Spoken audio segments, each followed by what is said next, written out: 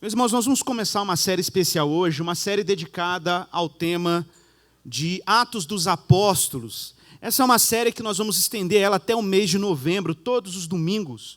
Nós vamos trabalhar esse tema até o final do mês, último domingo de novembro. Esse é um tema, algumas pessoas perguntam, mas acabou Romanos, né? Para quem é mais novo na igreja não sabe, mas nós não trabalhamos séries expositivas até esgotar determinadas obras.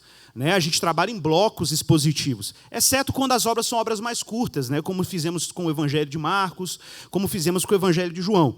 Então é natural que a gente interrompa uma série expositiva dentro do bloco determinado, e depois nós voltemos na continuidade daquele livro. Por exemplo, o livro de Gênesis, que é mais antigo aí, lembra, né? Nós já terminamos ali a jornada abraâmica, e ainda falta o final de Gênesis para acabar. E a gente faz isso de tempos em tempos, porque, de alguma forma, a igreja vai sendo exposta a determinadas porções das Escrituras, e a gente retoma esses trechos, e assim a igreja vai aprendendo a Bíblia a partir dessas pregações expositivas.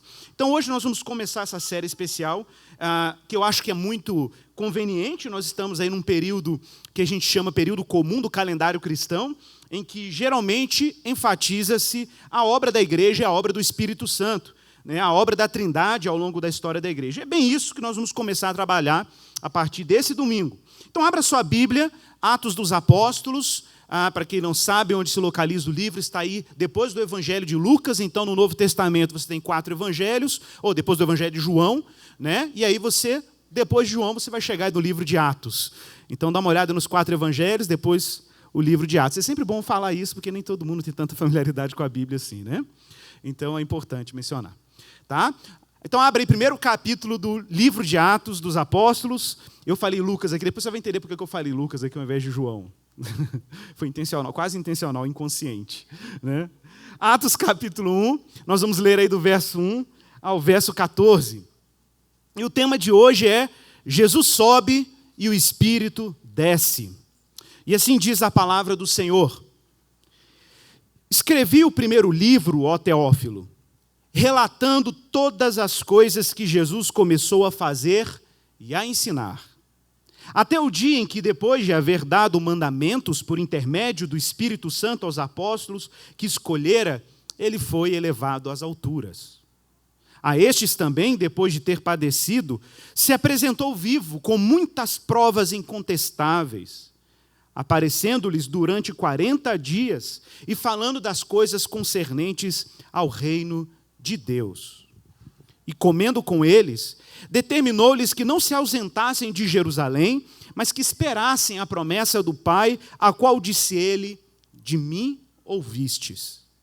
Porque João, na verdade, batizou com a água, mas vós sereis batizados com o Espírito Santo, não muito depois desses dias. Então, os que estavam reunidos lhe perguntaram: Senhor, será este o tempo que tu vais restaurar o reino a Israel? Jesus então respondeu: não vos compete conhecer tempos, épocas ou anos que o Senhor reservou para a sua exclusiva autoridade, mas recebereis poder ao descer sobre vós o Espírito Santo e sereis minhas testemunhas, em Jerusalém, como em toda a Judéia, Samaria e até os confins da terra. Ditas estas palavras, foi Jesus elevado às alturas à vista deles, e uma nuvem o encobriu dos seus olhos. E estando eles com os olhos fitos no céu, enquanto Jesus subia, eis que 2 homens, vestidos de branco, se puseram ao lado deles. E lhes disseram: homens galileus, por que estáis olhando para as alturas? Esse Jesus que dentre vós foi assunto ao céu, virá do mesmo modo que o vistes subir. Então, voltaram para Jerusalém, a um monte chamado Olival, que dista aproximadamente da cidade a jornada de um sábado. A jornada de um sábado é equivalente a aproximadamente 1 quilômetro de distância. E quando ali entraram, subiram para o cenáculo onde se reuniram Pedro, João, Tiago, André, Filipe, Tomé, Bartolomeu, Mateus, Tiago, filho de Alfeu, Simão, o Zelote e Judas, filho de Tiago. E todos estes perseveravam unânimes em oração com as mulheres, com Maria, mãe de Jesus, e com os irmãos dele. Vamos orar. Deus, nós carecemos da tua presença. Nós precisamos do teu auxílio. Comunicar a tua palavra, Pai, é um sacro, um santo ofício, do qual nós dependemos do teu Espírito. Nós precisamos que o Senhor nos ajude. Nós não sabemos falar da tua palavra como convém. Mas o teu Espírito nos assiste em nossas fraquezas, Senhor. Porque a tua graça nos basta.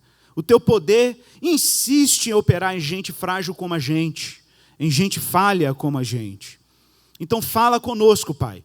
Também fala através de nós. De modo que o Senhor seja glorificado, que tu sejas elevado, altíssimo, como Deus altíssimo sobre nós, e que nós diminuamos diante da tua presença, para que tu se tornes evidente em cada expressão que usarmos aqui na tua palavra, em cada comunicação que fizermos aqui de quem o Senhor é. Nos dê temor, mas um coração alegre, disposto a comunicar quem tu és. Que tu sejas glorificado, Senhor. Ensina-nos, ó Pai, instrui o nosso coração, abre os nossos ouvidos e os nossos olhos para enxergarmos a tua verdade. Nós precisamos disso. É a nossa oração em Jesus. Amém.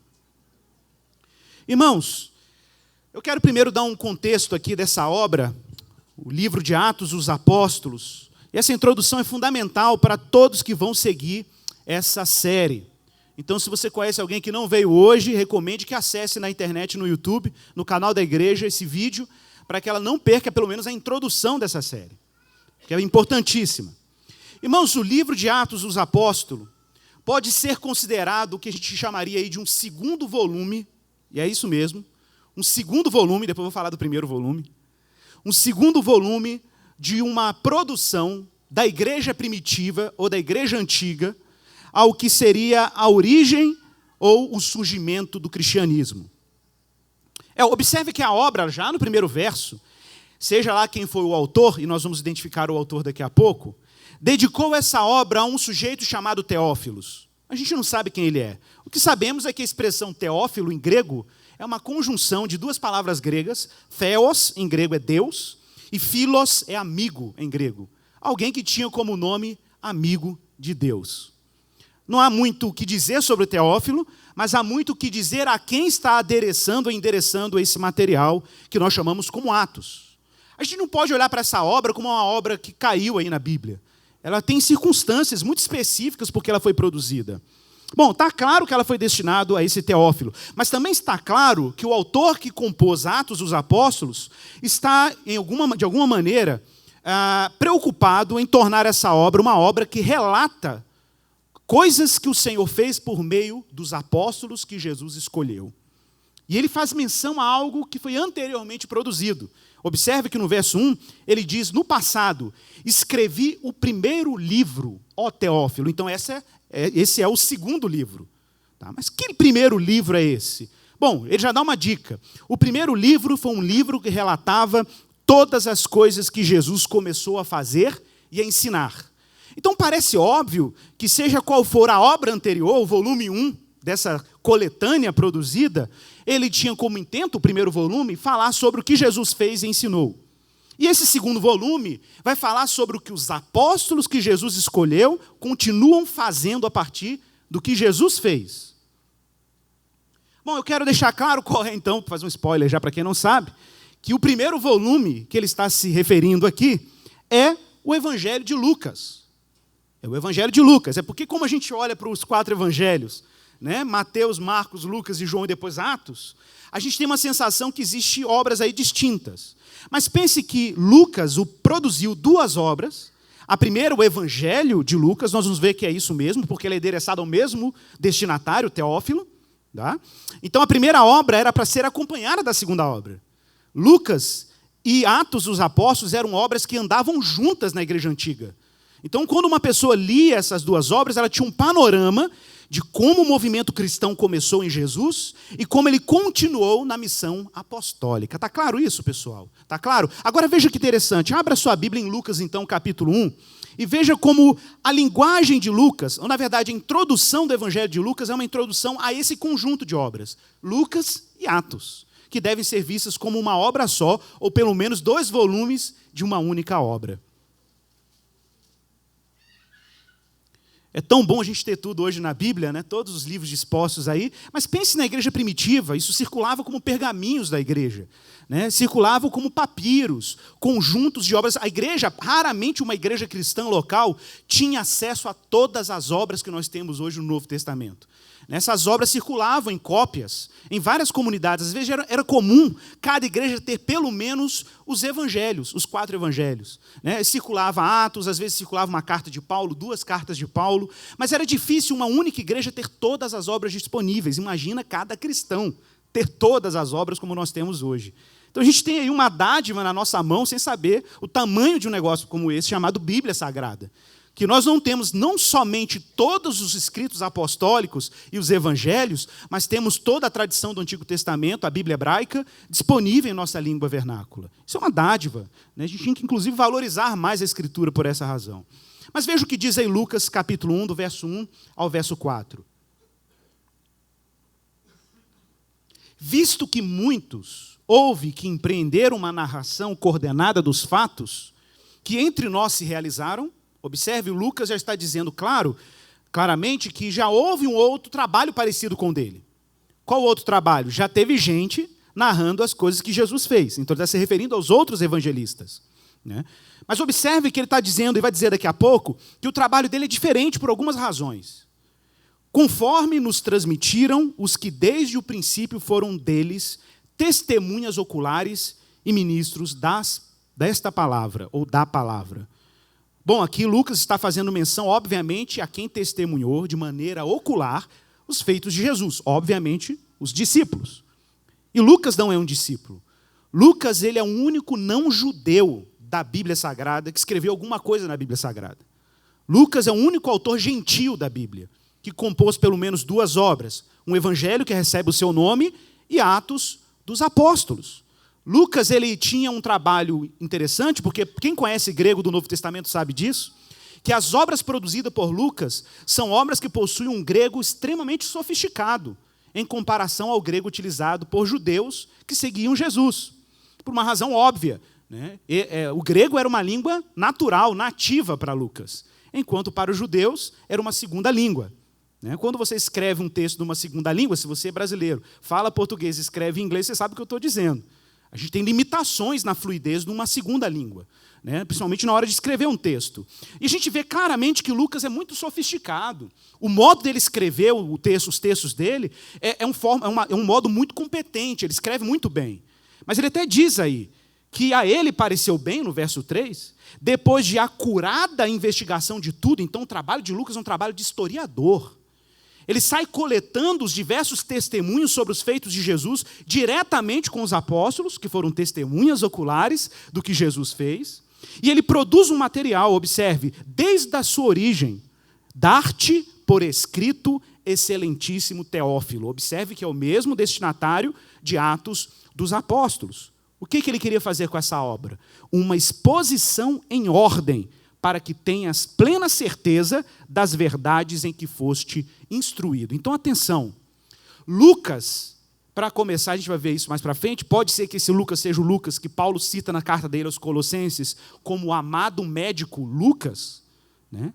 Pode ser que ele já era, além de tudo, uma pessoa dada à arte da medicina, profundo conhecedor da língua grega e tinha uma capacidade quase de um historiador investigativo, de recolher os dados que envolviam a missão de Jesus e a missão dos apóstolos e oferecer isso como um documento que dava certeza de que Jesus ressuscitou e de que o Cristo ressuscitado continua operando por meio da sua igreja.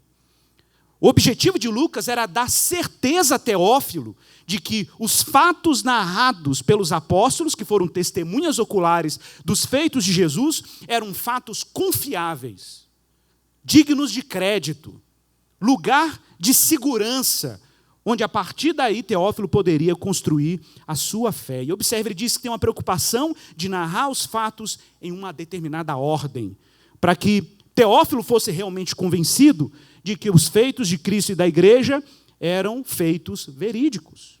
Então o trabalho de Lucas não é só um trabalho investigativo, também é um trabalho de defesa pública da fé cristã. É um trabalho apologético. É um trabalho que diz respeito à defesa da fé diante daqueles que questionam a veracidade da fé cristã. Bom, a gente sabe, lendo Atos e lendo Lucas, que a igreja sofria duas grandes oposições. O cristianismo primitivo recebia duas grandes oposições, ou tinha dois grandes inimigos. Quem eram os dois grandes inimigos do cristianismo no mundo antigo? Primeiro, os judeus.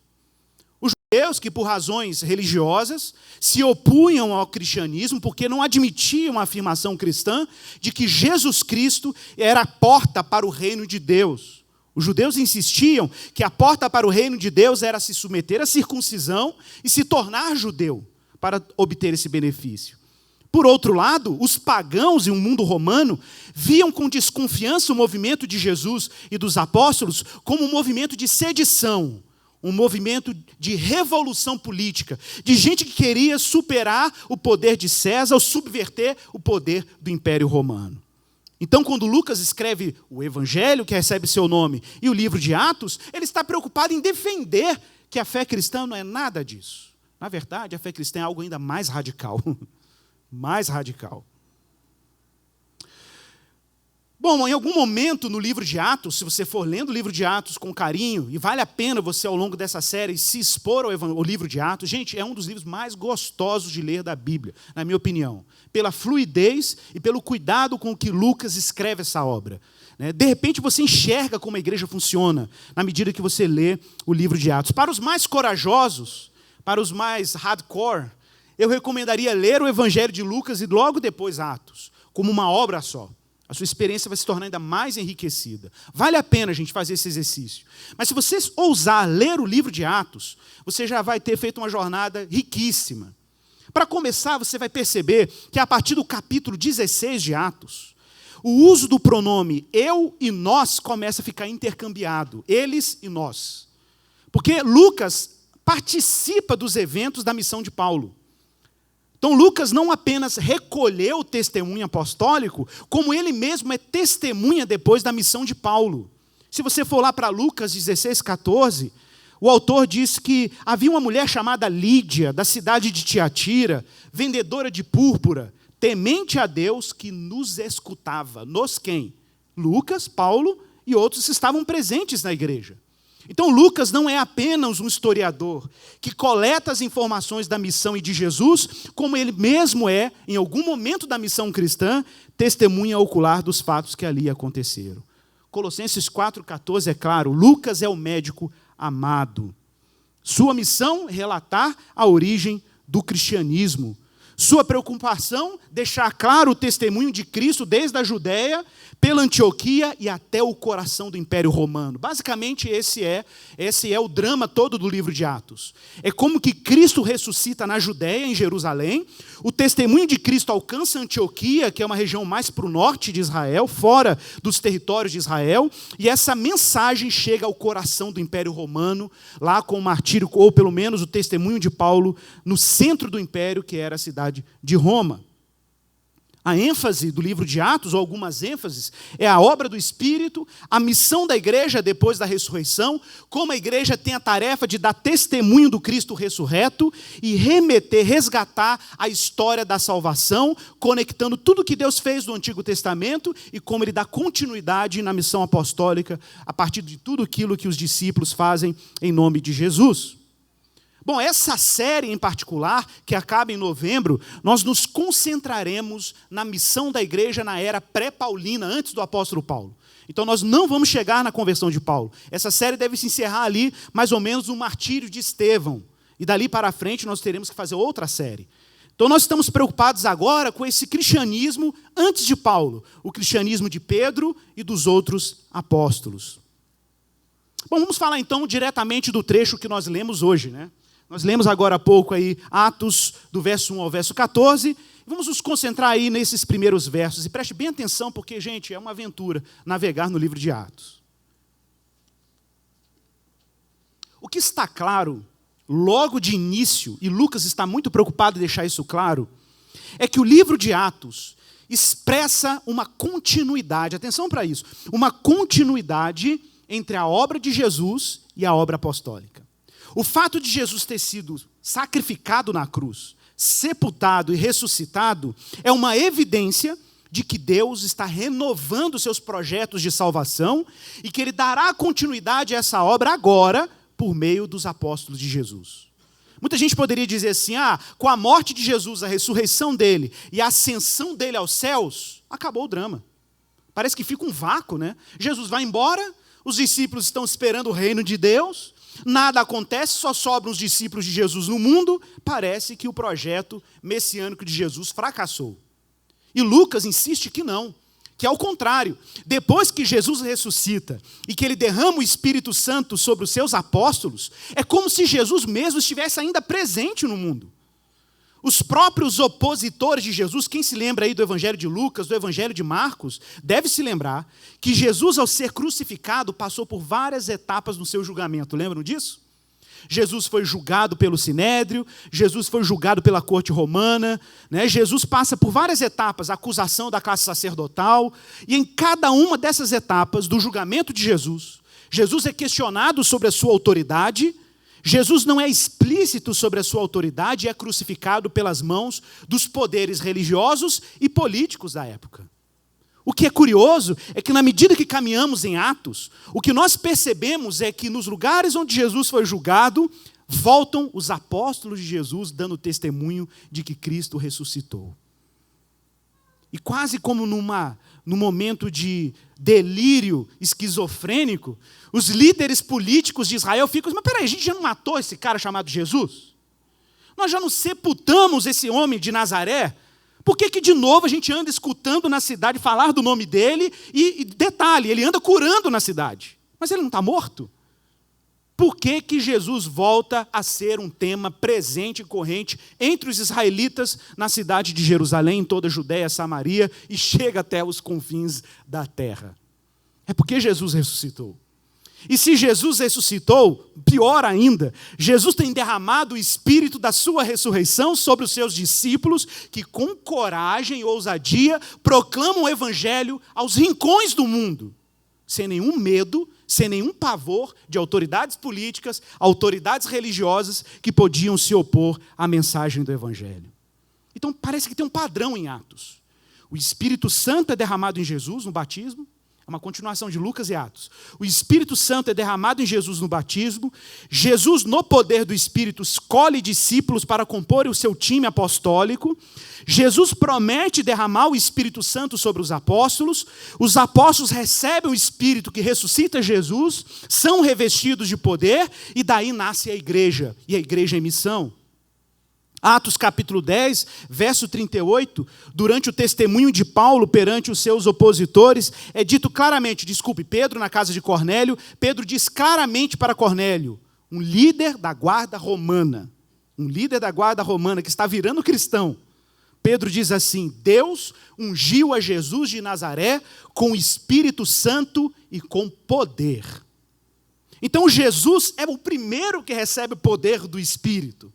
Por isso, Jesus pode interceder ao Pai e pedir que o Pai derrame desse mesmo Espírito sobre a sua igreja, para que a igreja continue a fazer o que Jesus fez. Jesus fez e ensinou sobre o reino de Deus. Então a igreja faz e ensina sobre o reino de Deus. Nós poderíamos chamar o livro de Atos dos Apóstolos de Atos do Espírito Santo, sem nenhum problema. Porque o que o Espírito está fazendo é transformando discípulos que outrora estavam trancados numa casa, apavorados com medo dos judeus, depois da morte e o sepultamento de Jesus, quando eles são surpreendidos com Jesus ressuscitado, que aparece sem bater na porta e sem abri-la, e chega diante dos discípulos apavorados, dizendo, é um fantasma. E Jesus falou, vocês já viram um fantasma de carne e osso? Eu gosto muito do John Stott. O John Stott vai dizer, numa determinada altura, no livro dele, A Mensagem de Atos, vale a pena ler essa obra, um bom comentário de Atos. O John Stott vai dizer o seguinte, que os discípulos, de alguma maneira, eles eram sobrenaturalistas. Como todo judeu, eles não tinham problema com fantasmas. Eles tinham um problema com ressuscitados. Eles não tinham problema com alma penada.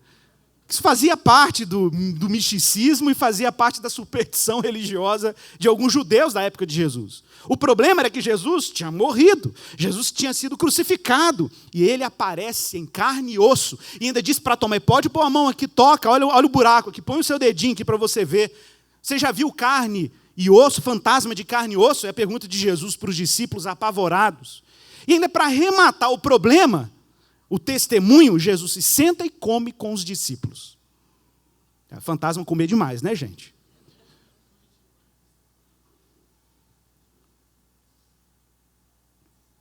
E o verso 3 é claro: a estes, também depois de ter padecido, se apresentou vivo com muitas provas incontestáveis. Jesus então apareceu ressuscitado, dando provas incontestáveis, provas que não se contestam, de que ele tinha ressuscitado.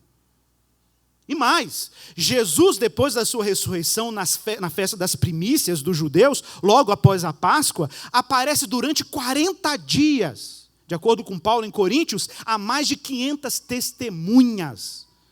Já pensou isso? Durante 40 dias, Jesus não subiu aos céus, ficou aqui andando, vagando pelo mundo, aparecendo para um monte de gente, e de acordo com o testemunho apostólico, mais de 500 pessoas testemunharam a veracidade incontestável da sua ressurreição. E durante 40 dias, Jesus falava das coisas concernentes ao reino de Deus. Jesus ainda papeava, depois da ressurreição, durante 40 dias, com aqueles que testemunharam a sua ressurreição. E qual era o papo de Jesus? O papo de Jesus era um papo sobre reino de Deus. Essa era a conversa. A conversa era sobre o reino. O que é isso, o reino de Deus? Bom, antes de falar sobre reino, eu quero falar desse Cristo que ressuscita de forma incontestável. Paulo vai dizer em 1 Coríntios 15, do verso 13 ao verso 15, a seguinte expressão, a seguinte afirmação. Paulo está dizendo o seguinte: se Cristo não ressuscitou, se não há ressurreição dos mortos, então Cristo também não veio ao mundo ressuscitado. E se Cristo não ressuscitou de fato, a nossa pregação é vã. Aqui nós estamos fazendo aqui, gente, é brincando de religião. Eu estou aqui tentando fazer um coach com você, para você se tornar a sua vida mais tolerável. Entendeu? Para você dar conta da sua segunda-feira. Né? Eu estou aqui como um coach, como um palestrante motivacional, tentando tornar a sua vida mais fácil, para você ter gás, para encarar a sua rotina na segunda-feira, e a gente está aqui brincando de religião. Olha, gente, tem coisa melhor para você fazer na sua vida do que você vir no culto cristão achando que aqui você vai encontrar algum tipo de ânimo. Eu acho que o budismo é mais competente nesse sentido do que o cristianismo. Eu acho que tem outras religiões que são mais competentes do que o cristianismo para fazer isso. Eu acho que tem palestrantes motivacionais que são muito melhores do que a gente para fazer isso. Mas se o que nós estamos fazendo aqui é uma reunião cristã, essa reunião só tem sentido porque um dia o túmulo de Jesus abriu. E abriu historicamente, não abriu espiritualmente. Abriu historicamente. Aquela tumba se abriu num determinado momento e horário da história, num determinado local da história. A cova dele ficou vazia, ele apareceu para os discípulos vivo em carne e osso. Então a nossa conversa aqui não é sobre uma abstração religiosa. A nossa conversa aqui é sobre um fato, sobre uma realidade, sobre um evento que aconteceu no tempo e no espaço. Só por isso faz sentido a reunião cristã. Do contrário, é coçação de ego, é manipulação religiosa, é palestra de autoajuda. Mas se é cristianismo, o cristianismo só faz sentido porque ele se sustenta a partir de um fato. Como disse Paulo, se Cristo não ressuscitou, vã é a nossa pregação. Eu estou falando aqui palavras ao ar. Vã é a nossa fé. E somos tidos por falsas testemunhas de Deus. Paulo é claríssimo. Mas isso é muito mais sério do que a gente pode imaginar. Porque se Cristo não ressuscitou, nós estamos brincando de religião. Agora, meus queridos, se Cristo ressuscitou, sai de baixo. Sai de baixo. Se a cova de Jesus está vazia, o que nós estamos fazendo aqui é algo extremamente sério. O que a reunião cristã faz é algo extremamente sério. Porque ela se fundamenta num testemunho, como diz o apóstolo Lucas aqui, ou como diz Lucas, um testemunho incontestável. Não dá para contestar. É um fato. Aconteceu. Você pode ignorar, Você pode levantar dúvidas sobre a ressurreição, mas se a ressurreição é um fato, o que nós estamos fazendo aqui não é em vão no Senhor. Vou citar um trecho de Francis Schaeffer, no livro dele, Verdadeira Espiritualidade, em que Schaeffer tem uma iluminação quando ele percebe que a ressurreição era um fato. Porque a gente pode estar frequentando templos religiosos e lidando com a fé cristã, e eu não subestimaria, para ser bem honesto para vocês, palavras de quem atende pessoas no gabinete algumas vezes durante a semana, e não são raras vezes que eu recebo não cristãos que acham que são cristãos no meu gabinete. Estou sendo bem honesto. Porque um dia levantou a mão, disse que aceitou Jesus, começou a ouvir música de crente, começou a andar com crente, começou a ir para a igreja regularmente, trabalhar na igreja e acha que é cristão. E quando você fala, mas e o evangelho? O que é o evangelho? O que Cristo fez por você quando ele foi para a cruz? O que Deus realizou quando o filho dele saiu daquela tumba e venceu a morte? O que ele produziu? O que isso produz na sua vida? As pessoas não sabem da razão da sua fé. Elas nem sabem por que estão na igreja. Então considere que pode ser um fato que muitos que estão aqui hoje me ouvindo sequer são ainda cristãos. Por isso que eu estou te evangelizando. Porque Francis Schaeffer, que foi como missionário para a Suíça, teve uma crise de fé ao longo da sua trajetória ministerial, a ponto de questionar a existência de Deus, e num momento de reencontro com a Escritura, ele tem o seu coração iluminado com a verdade do Evangelho, e ele descobre, espera aí, se Jesus ressuscitou, esse é o coração da fé cristã. Esse é um fato na história que faz com que a minha vida cristã seja realidade, e não apenas uma filosofia de vida. A minha vida se sustenta numa realidade. E olha o que o Schaeffer vai dizer depois dessa iluminação sobre o Evangelho e a ressurreição de Jesus. Esta é uma consideração básica da vida cristã. Primeiro, Cristo morreu na história. Não é uma abstração, não é um mito, não é uma teoria, é um fato. Cristo morreu na história, numa data, num local, numa ocasião, num corpo físico. Cristo morreu na história, é um fato. Segundo, Cristo também ressuscitou na história, é um fato. Terceiro, morremos com Cristo na história quando nós o aceitamos como nosso Salvador. Quarto, seremos ressuscitados quando ele vier novamente. Quinto, agora vivemos pela fé como se já tivéssemos morrido. E sexto, vivemos agora pela fé como se já tivéssemos ressuscitado dentre os mortos. Fato. Cristãos vivem suas vidas sustentada por fatos. Por isso que Lucas está preocupado em narrar fatos. Lucas não quer narrar um mito grego de Hércules com Zeus. Ele não está preocupado com abstrações e imaginações religiosas. Lucas está preocupado em narrar uma realidade. Jesus ressuscitou e os cristãos só fazem sentido de serem cristãos porque estão ligados pelo poder do Espírito que ressuscitou a Jesus com Cristo que ressuscitou na história. Então o cristianismo se sustenta porque ele se sustenta sobre fatos que são históricos. No tempo e no espaço. A nossa fé não se sustenta na incerteza. A nossa fé se sustenta na certeza de que Cristo venceu a morte. Agora, meus irmãos, todas as civilizações do mundo antigo, Império Romano, Império Grego, o mundo bárbaro, todas as civilizações do mundo antigo e do mundo presente, elas se sustentam em resposta à morte. Não sei se você já percebeu isso. Pensa na cidade, na sua cidade, Belo Horizonte. Todos os dispositivos que nós criamos na cidade, postos de saúde, hospitais, universidades, centros de pesquisa, lugar que toma vacina, segurança pública, universidade. Pensa nisso, transporte público, sinais de trânsito, tudo que nós temos como marcas da vida moderna, ok? Servem e funcionam a partir de uma única motivação, que é a motivação mais radical do homem moderno. Tentar fingir que a morte não está aí, ou tentar responder ao risco da morte. É por isso que existe a civilização do jeito como nós a conhecemos. Tudo que nós conhecemos como impérios foram formados em resposta ao medo da morte. Impérios.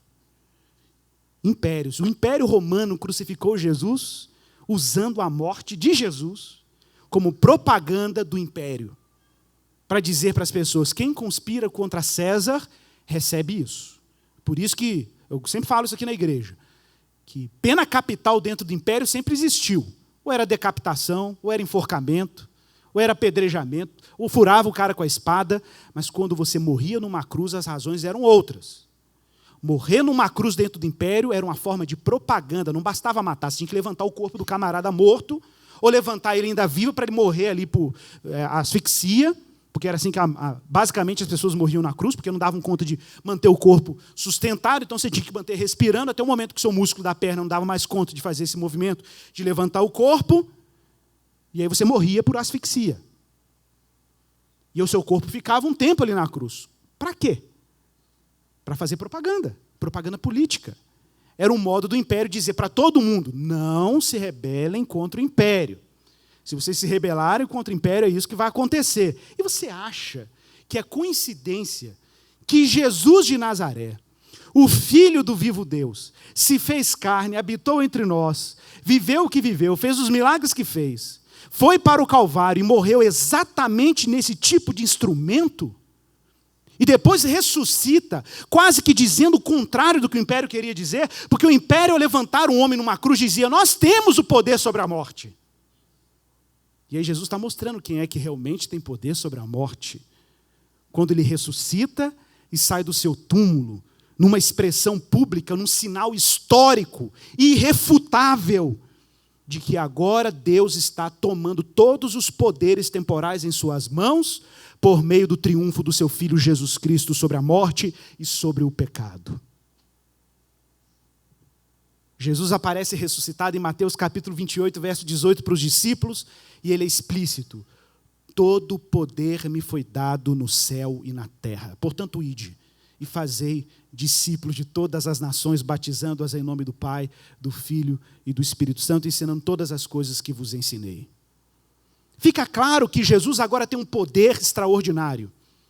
Jesus Cristo tem um poder absurdo.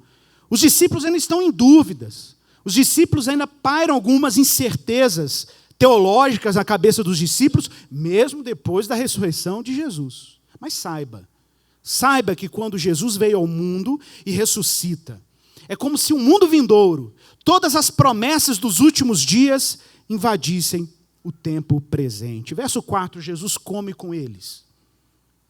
E Jesus dá uma ordem aos discípulos. Lembra que eu falei para vocês, isso está no final de Lucas.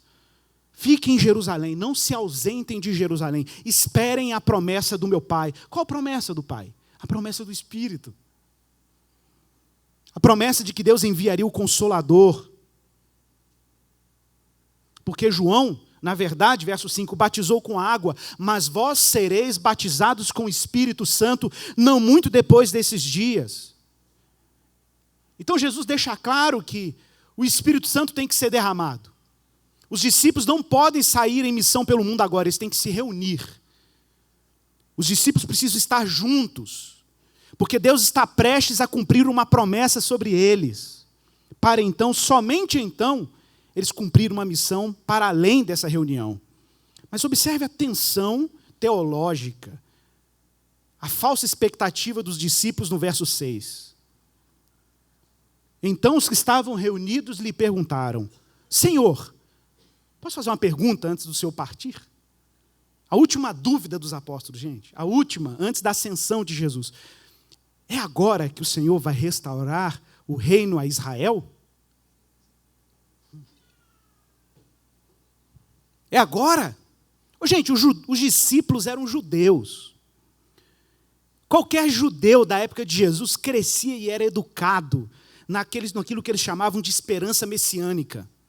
ou expectativa messiânica, que era o quê? A expectativa de que o Messias viria, de acordo com os profetas, para julgar os inimigos de Israel e transformar Jerusalém no centro de governo messiânico para todas as nações, que Deus estenderia o seu poder por meio de um filho de Davi no Monte Sião, em Jerusalém, e que todas as nações estariam submetidas ao governo desse Messias. Olha, os discípulos já estavam convencidos que Jesus tinha muito poder, óbvio. Ele ressuscita, ele cura doentes, expele demônios. Jesus fez tudo aquilo. Jesus continua prometendo alguma coisa para fazer os discípulos. Vocês vão receber o Espírito, a promessa do meu Pai. E de novo os discípulos estão perguntando, tá bom, nós já vimos que quando a gente estava indo para Jerusalém não era o negócio, porque o Senhor morreu lá. Mas agora o Senhor está ressuscitado. E o Senhor está aqui agora com a gente em Jerusalém. Está tudo pronto, o cenário está montado. É agora que o Senhor vai cumprir tudo que os profetas disseram. É agora que o reino de Israel, as promessas que o Senhor fez a Abraão, de que o Senhor daria uma terra para ele e para os seus descendentes, vai ser cumprida. E Jesus fala, Jesus não nega. Jesus não nega de primeira. Jesus só fala assim, olha, não vos compete saber tempos, épocas e anos que o Senhor reservou para a sua exclusiva autoridade. O que Jesus está dizendo é, ninguém sabe, ok? Só o Pai sabe. Mas tem alguma coisa que tem que acontecer. Antes disso se cumprir, algo tem que acontecer. Vocês vão receber poder. Ao descer sobre vós o Espírito Santo. Que Espírito é esse, gente? O que é Espírito Santo? O que é o Espírito Santo? A gente olha para o livro de Gênesis, nós vemos o Espírito pairando sobre a face das águas. Nós vemos esse Espírito habitando nos profetas, enquanto profetizavam. Era esse Espírito que habitava em Bezalel, quando fazia a Arca da Aliança. O Espírito que agia por meio da história de Deus no Antigo Testamento, o Espírito que mantém a criação funcionando, como diz lá no Salmo 104, que o Senhor sopra o seu Espírito e renova a face da terra. Que Espírito é esse, senão o Espírito que batizou Jesus, também no seu batismo na água? Que Espírito é esse, senão aquele que o próprio Deus, em Jesus, prometeu que enviaria a nós, depois da partida de Jesus, para nos consolar? O Espírito que Paulo diz que é o Espírito que ressuscitou a Jesus. É esse Espírito que Deus está prometendo derramar sobre os seus discípulos para serem testemunhas. Discípulos escolhidos, discípulos que Jesus se revela, discípulos que Jesus comissiona e discípulos que Deus promete derramar o seu Espírito. Então, Jesus é caro, fique em Jerusalém. Por quê? Por que não podia ser lá onde Jesus nasceu, em Belém? Onde ele foi criado, em Nazaré? Por que em Jerusalém? Porque Jerusalém, sob Jerusalém, repousava uma promessa, ou algumas promessas. O profeta Isaías, que profetizou 730 anos antes de Jesus, 730 anos antes de Jesus, entre 720 e 730, no capítulo 2, verso 3 do seu livro, profetizou dizendo em nome do Senhor, porque de Sião sairá a lei, e de Jerusalém a palavra do Senhor. Ficar em Jerusalém, por quê? Porque o profeta já havia previsto que de Jerusalém, o monte onde Salomão construiu o templo de adoração a Deus, o lugar onde Abraão quase sacrificou Isaque no Monte Moriá, naquele coração geográfico da história da redenção, Deus faria com que o evangelho fosse proclamado em toda a terra. Jerusalém, onde foi palco da crucificação e da ressurreição de Jesus. É de Jerusalém que sairia a palavra. E é lá, naquele lugar, que ele promete o derramamento do seu Espírito. Ele é claro, vós sereis batizados no Espírito Santo. O que é o batismo, gente? O que é essa palavra, baptizo? Baptizo em grego quer dizer imersão, mergulho. Mergulho no Espírito.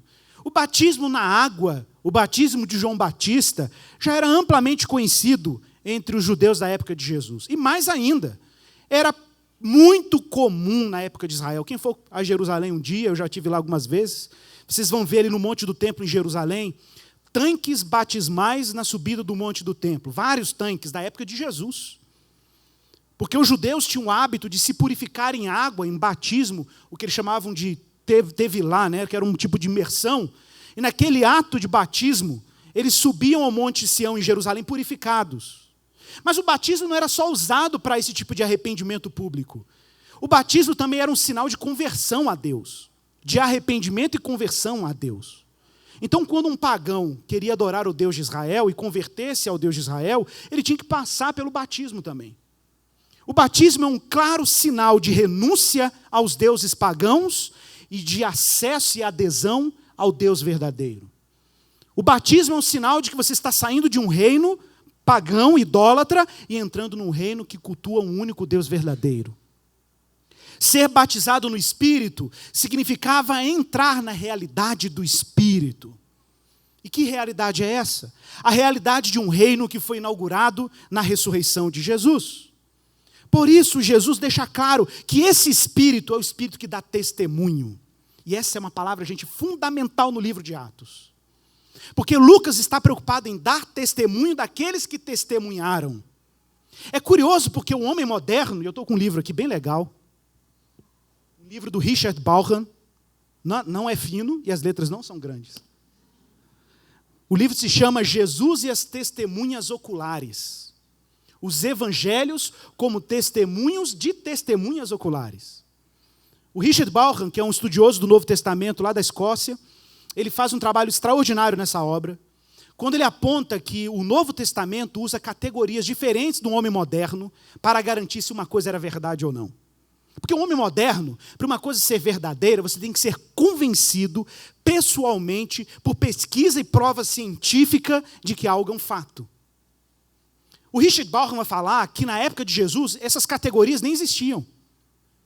Então as coisas eram consideradas verdadeiras, não porque você tinha prova científica, mas quando você tinha testemunho. Testemunho na época de Jesus tinha valor quase científico, tinha valor jurídico. Então é claro que os autores do Novo Testamento não podiam usar as categorias que o homem moderno inventou, até porque não existiam essas coisas ainda. Mas naquela época, uma coisa era considerada verdadeira se você tinha um número razoável de pessoas confiáveis que diziam que determinado fato era verdadeiro. Então o livro de Atos foi escrito a partir desse critério, o critério do testemunho. Do testemunho. Há testemunhas suficientes garantindo a veracidade da ressurreição de Jesus. O problema é que agora, ou a solução, é que Deus agora está levantando uma igreja de pessoas que não viram o Cristo ressuscitado.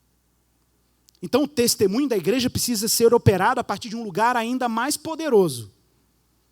Ela precisa ser baseada no testemunho dos apóstolos, mas também baseada no testemunho do Espírito. E isso não é abstração.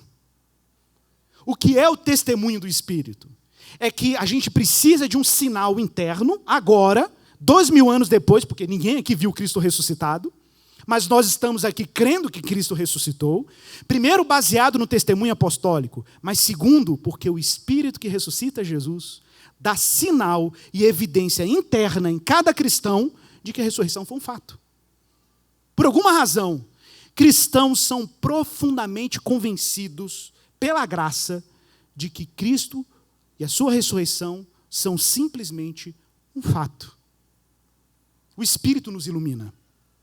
Foi bem isso que Jesus disse para o apóstolo João, ou pelo menos o apóstolo João registrou no capítulo 15, verso 26 ao verso 27 do seu livro. Jesus é claro: quando, porém, vier o Consolador, que eu vos enviarei da parte do meu Pai, e olha como ele chama esse Consolador, o Espírito da verdade, porque é o Espírito que fala a verdade, que dá testemunho da verdade, que dele procede do Pai, esse dará testemunho de mim. E vós também, por causa desse testemunho, testemunhareis, porque estáis comigo desde o princípio. Olha como é claro. Jesus então está dizendo que ele não vai nos entregar a confusão, que Deus não vai nos entregar a perplexidade, a cegueira, como se não fosse possível ter nenhum tipo de certeza sobre a fatualidade da ressurreição de Jesus. Ao contrário, Deus, pelo poder do Espírito, que é o Espírito da verdade, há de produzir em cada cristão salvo pela graça um testemunho verdadeiro de que Cristo ressuscitou. E que na medida que formos tomados por esse testemunho, vamos nos tornar igualmente testemunhas dessa verdade. Por isso que Deus há de derramar o seu Espírito. E é por isso que precisa. Então a gente não precisa do Espírito Santo para ficar tremendo na igreja, não, né? Eu falei, não tem nada a ver. Não é essa a função do Espírito Santo. Então a gente precisa do Espírito Santo para a gente chorar mais na presença de Deus. Não é essa a função do Espírito Santo. Eu preciso do Espírito Santo para a gente fazer um culto bem barulhento, o culto do avivamento. Também não é essa a função do Espírito Santo. Eventualmente, pessoas que recebem o poder do Espírito podem se emocionar. Eventualmente, pessoas que recebem o testemunho do Espírito sentem alguma coisa realmente na dimensão da sua estrutura afetiva. Basta ler aí Afetos Religiosos do Jonathan Edwards para você ver como não é possível ser cristão não sentindo nada em relação ao Evangelho. Porque o Evangelho nos afeta. Claro que nos afeta. Mas não é a função prioritária do Espírito. A função prioritária do Espírito é dar testemunho de Jesus. Então, o que é um culto espiritual? Um culto do Espírito. É um culto em que as pessoas se enriquecem de Jesus. Esse é o sinal se um culto é realmente pentecostal, no sentido bíblico do termo. Baseado no Espírito que foi derramado em Pentecostes. Um culto verdadeiramente pentecostal é um culto em que Cristo é testemunhado. Porque essa é a função do Espírito. Acabamos de ler. Ele é o Espírito da verdade e a função do Consolador. Dar testemunho de Jesus. Então, se você vai num culto pentecostal em que no final Jesus não é glorificado, é um culto pentecostal fake. Entendeu? Porque um culto pentecostal de verdade, e existem alguns desses cultos pentecostais aí pelo Brasil, eu conheço alguns, em que Cristo realmente é glorificado como obra do Espírito. O profeta Joel tinha dito já isso, que nos últimos dias o Senhor derramaria do seu Espírito sobre toda a carne. Sobre toda a carne. E qual é a função desse Espírito? Ora, o profeta Joel diz isso no capítulo 2, verso 28 do seu livro. Mas se você continuar lendo a profecia, lá no verso 32, ele vai dizer o seguinte, o Senhor vai dizer, e acontecerá que todo aquele que invocar o nome do Senhor será salvo. Porque o Monte Sião, o lugar onde os discípulos estão reunidos no cenáculo, a propósito, o Monte Sião, em Jerusalém, estarão os que foram salvos, como o Senhor prometeu, e entre os remanescentes, aqueles que o Senhor chamar. Mas a pergunta dos discípulos ela é provocativa. É agora que tu restaurarás o reino a Israel? Não. Mas até lá, eu vou dar o Espírito. Para quê? De novo, para serdes as minhas testemunhas. Martirioi, no grego, testemunhas, mártires da igreja, testemunhas do Cristo ressuscitado, Jerusalém, Judeia, Samaria e até os confins da terra. Como disse o profeta Isaías, a respeito do servo do Senhor que viria, uma profecia sobre Jesus. Pouco é seres o meu servo para restaurares as tribos perdidas de Jacó e tornares a trazer os remanescentes de Israel. Também te dei como luz para os gentios, luz para as nações, para seres a minha salvação até a extremidade da terra. Jerusalém, Samaria, Judeia, até os confins da terra. E Jesus sobe, para encerrar. Jesus sobe aos céus. A cena é impressionante. Jesus está lá no monte, os discípulos com ele, Jesus só fala que ele vai derramar o Espírito, que eles vão ser testemunhas, ele vai embora. E o texto diz que uma grande nuvem o envolveu nessa ascensão, a ponto dos discípulos ficarem boquiabertos diante daquela cena, e anjos, o que parece que são anjos, aparecem para eles e diz, varões galileus, homens da Galileia, por que vocês estão olhando para as alturas? Por que vocês estão boquiabertos diante do desaparecimento, aparente desaparecimento de Jesus? Esse mesmo Jesus que dentre vós foi assunto ao céu, vai voltar do mesmo jeito que vocês o viram subir. F.F. Bruce, um grande comentarista da Bíblia, ele insistia nisso. Que existem pelo menos 3 eventos bíblicos em que a palavra nuvem aparece associada a algumas aparições especiais de Jesus. Olha que interessante. Primeiro deles, primeiro evento que alguma nuvem aparece, é no evento da transfiguração. Está lá em Lucas capítulo 9, verso 34. Que é quando Jesus vai para o monte da transfiguração, que hoje é conhecido com esse nome, e Jesus está com os discípulos estão meio sonolentos, de repente aparece Jesus transfigurado em uma forma gloriosa, conversando com Moisés e Elias como se fossem velhos conhecidos. Como assim? Espiritismo? Os homens não estão mortos? Moisés e Elias não estão mortos? Não. É que naquele momento, meus irmãos, a cortina entre eternidade e tempo fica fina, translúcida. Jesus vai para a eternidade, para onde os fatos são, e volta para onde os fatos estão acontecendo. Jesus pula para lá e pula para cá. Jesus vai para o eterno e vai para o temporal. No eterno, quem é Jesus? Triunfante, ressuscitado, com Moisés e Elias, Abraão, os patriarcas, com todos os salvos. E no lado de cá, é Jesus com os discípulos prestes a ser crucificado. Olha que coisa incrível. E o sinal de que o limiar entre eternidade e tempo estava presente, aparece em forma de nuvem. Aparece em forma de nuvem. Segundo evento, Jesus, quando sobe aos céus, de novo, nuvens envolvem Jesus, porque ele está no limiar entre o tempo e a eternidade. Jesus está indo para a eternidade. E os profetas apontam para um outro momento, que já deu spoiler aí, os anjos. Vocês vão ver ele voltando entre as nuvens do céu, do mesmo jeito que vocês viram ele partindo. Jesus fala isso em Marcos capítulo 13, verso 26. Jesus fala, um dia vocês verão o Filho do Homem vir nas nuvens, com grande poder e glória. Olha, a linguagem da nuvem não é estranha no Antigo Testamento. Quando Deus habitava no tabernáculo, ele vinha em forma de nuvem.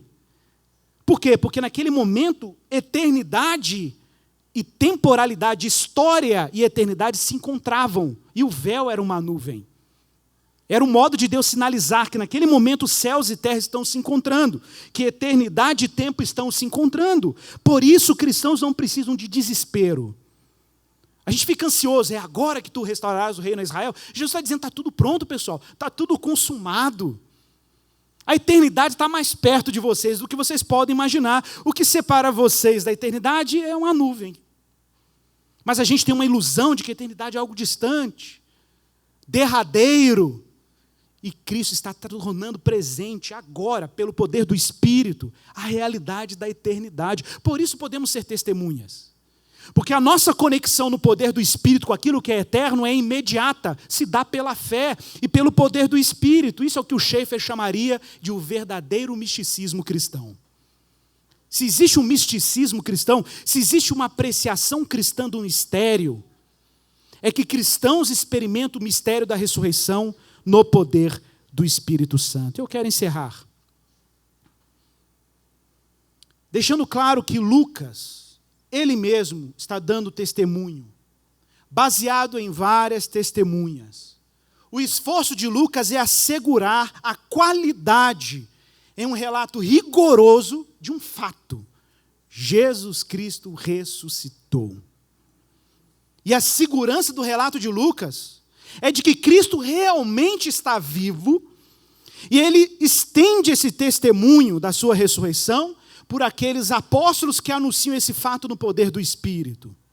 A ressurreição de Jesus é o sinal de que o reino de Deus irrompeu no tempo, invadiu o tempo presente, e que a eternidade está aqui agora conosco. E mais do que isso, os apóstolos e todos os cristãos estão prestes, se já não foram, revestidos pelo poder do Espírito que ressuscitou Jesus, para sermos enviados pelo mundo para fazer menção dessa realidade. É aí que está a nossa missão como igreja. A missão cristã não pode ser acusada de revolta política. Ao contrário. Na verdade, a gente tem uma missão ainda um pouco mais terrível para os poderes desse século. É que na medida que cristãos testemunham a ressurreição de Cristo, cristãos subvertem todas as forças culturais, temporais ou emocionais que são retroalimentadas pelo medo da morte. Isso tem implicações radicais. Isso faz você mais livre, faz você mais liberto, mais esperançoso, mais responsável, mais grato. Você não tem mais o que temer. Deus está implodindo com tudo aquilo que te deixa ansioso, te deixa com síndrome do pânico, te deixa deprimido. Cristo está subvertendo todo o pavor e todo o medo quando Ele ressuscita. A nossa missão, na realidade do reino de Deus, é anunciar que Cristo triunfou. E por isso podemos nos lançar em missão no mundo, anunciando e repetindo essa mensagem que sustenta a nossa fé. Cristo ressuscitou. Esse é o testemunho cristão. Vamos orar? Vou pedir aos diáconos que tragam os elementos. E esse é o momento em que nós rememoramos esse evento. É o momento do sacramento, da ceia do Senhor. Quando nós não apenas comemos pão e vinho, mas nós tomamos um pão e um vinho como sinais visíveis de que Jesus morreu em corpo, ressuscitou em corpo, e do mesmo jeito que a gente come pão e vinho reais, nós devemos nos unir de maneira real com Cristo que ressuscitou. Vamos orar. Peça a Deus aí para te iluminar, para te encher do Espírito. Se você acha que você não era cristão até o dia de hoje, talvez você vai sair daqui hoje com dúvida. Será que eu sou cristão? Uma boa dúvida. Uma boa dúvida. Esse é o momento de você depositar a fé autêntica no Evangelho. A sua fé só se sustenta no testemunho. E o testemunho do Espírito é esse: Jesus ressuscitou. Creia nisso, meu irmão. Creia no novo mundo que Jesus está inaugurando na sua ressurreição. Esse é o testemunho do Espírito. Pai, enche essa igreja do Espírito. Enche esse meu irmão, essa minha irmã, esse jovem, essa criança, esse ancião, com o Espírito. Dá testemunho, Senhor. Dá testemunho de que Cristo é real, verdadeiro. Dá testemunho para esse meu ouvinte da realidade do Cristo ressuscitado. Cristianismo se fundamenta num fato: Jesus ressuscitou. Como podemos ter certeza disso? O Espírito que ressuscitou Jesus dá testemunho. Então dá testemunho. Fala numa linguagem que ele, que ela entenda a realidade, a fatualidade de que Cristo venceu a morte. Ilumina esse meu irmão, essa minha irmã, com um pouco mais de conhecimento de quem Deus é, com um pouco mais de conhecimento do que Cristo é e do que Deus fez em Cristo. E que os teus filhos se alimentem dessa realidade, que sejam nutridos com a verdade do Evangelho. É a nossa oração em Cristo Jesus. Amém.